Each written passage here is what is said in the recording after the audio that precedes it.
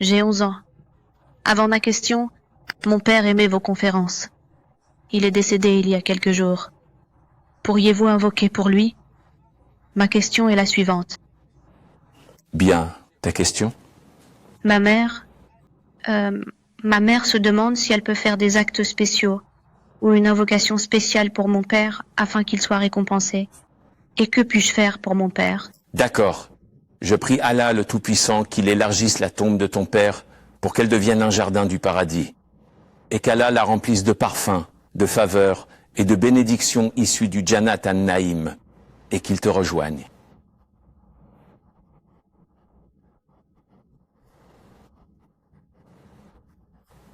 Toi, ta mère et tes proches, avec lui sous la bannière du prophète, paix et bénédiction sur lui, au Jannat al-Firdaus, par la volonté d'Allah, le glorifié et l'exalté. Quant à ta question, mon frère, le prophète, paix et bénédiction sur lui, nous a enseigné que lorsqu'un individu décède, toutes ses bonnes actions sont malheureusement interrompues. Sauf pour une science utile dont il a fait profiter les autres, ou une aumône continue, ou alors une descendance pieuse qui ferait des invocations en sa faveur. Ce qui signifie que toutes les bonnes actions que toi ou bien ta mère pourriez accomplir, feriez après le décès de votre père, en accord avec les enseignements du Coran et de la Sunna, lui parviendront sûrement. Et les savants ont listé ces bonnes actions comme suit. Numéro 1. Invocation, ce qui inclut invocation. Oh Allah, élargis sa tombe, facilite son questionnement, élève-le au paradis. Aussi, le pardon. Oh Allah, pardonne-lui, aie pitié. Ainsi, chaque fois que tu dis « Oh Allah, pardonne à mon père et aie pitié de lui », tout cela lui parvient et lui profite. Deuxièmement, faire l'aumône en son nom, et cela couvre un très large éventail d'actions. Ainsi, vous pourriez donner en aumône une seule fois seulement, par exemple, en nourrissant une famille nécessiteuse.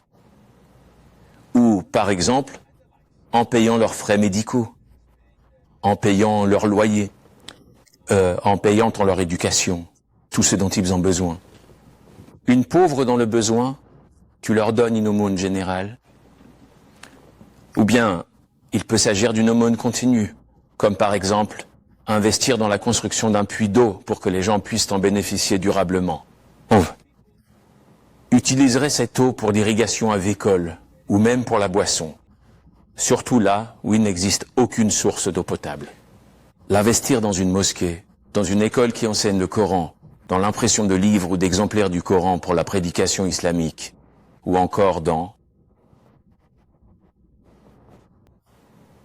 des chaînes islamiques qui propagent une connaissance authentique et véridique de l'islam. Dans un orphelinat.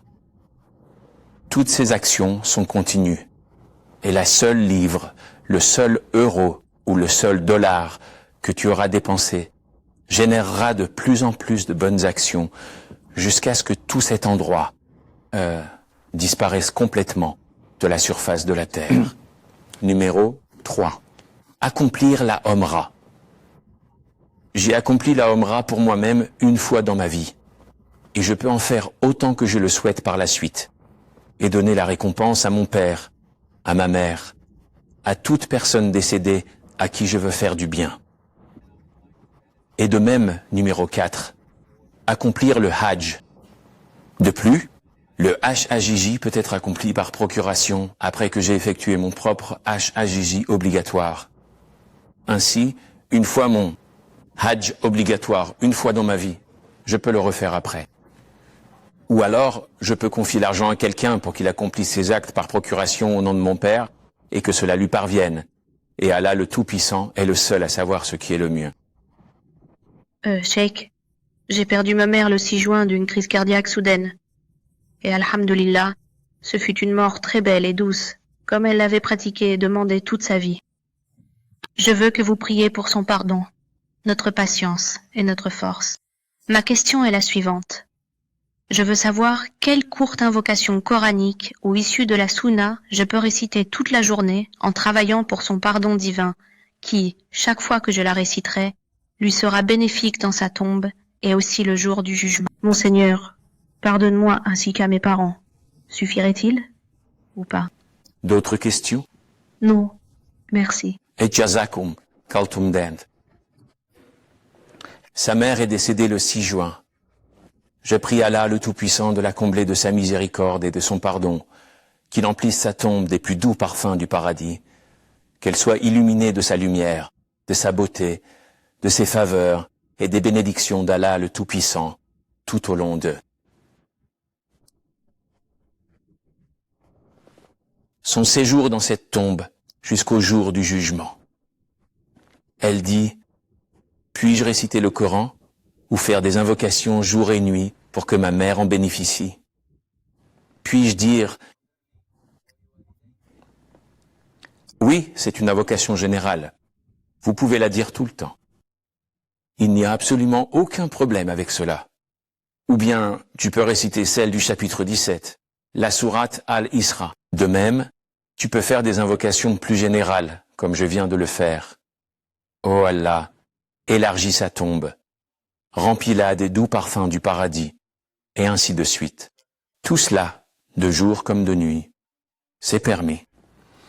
Alors, réciter le Coran est un sujet de controverse, et l'opinion la plus authentique est que cela n'est pas permis.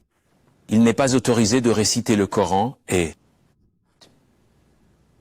attribuer à une personne vivante ou décédée ce que tu viens de réciter. Ce n'est pas transmissible. Je ne peux pas l'offrir. Ce n'est pas comme prier 2 rakas et dire « D'accord, j'offre ça à mon grand-père ». Non, ce n'est pas permis. C'est une innovation, non acceptée. Quoi alors? L'invocation? N'importe quelle invocation pour votre mère. Ô Allah le Tout-Puissant, remplis sa tombe de lumière, des parfums du paradis, pardonne-lui ses péchés. N'importe quelle invocation. Tout est reçu. La charité. Donc, si vous voyez un pauvre, vous lui donnez de l'argent en l'honneur de votre mère. C'est fait. Vous construisez une mosquée, c'est au nom de votre mère. C'est fait. Vous soutenez une chaîne de télévision islamique, une station de radio ou un centre de prédication, par amour pour Allah le Tout-Puissant, afin que votre mère en tire pleinement profit. C'est fait. De plus, vous pouvez accomplir une umrah et en faire bénéficier votre mère, à condition que vous ayez déjà effectué une umrah ou un hajj par le passé au moins une fois. Aux mêmes conditions. Si vous ne pouvez pas venir, payez une personne sur place et lui dire « Écoutez, voici de l'argent. J'aimerais que vous accomplissiez la umrah ou le hajj au nom de ma mère. Et voici votre paix. » C'est également permis. Et tout cela lui parviendra par la grâce d'Allah le Tout-Puissant.